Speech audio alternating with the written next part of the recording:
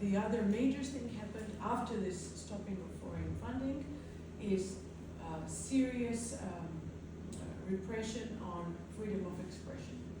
Մյուս կարևոր զարգացումը, բացական զարգացումը, որ կարող ենք արձանագրել, դա խոսքի ազատության հետ կապված խնդիրներն են, որ առաջացել են երկրում։ So now most Georgians look at Armenia. They move to Armenia, or they are active. They work here because all my friends say, Armenia is the place where it's now calm and it's also free. You can say what you want, you can apply for grants, you can have trainings. And that's a very sad reality that happened in 3 years.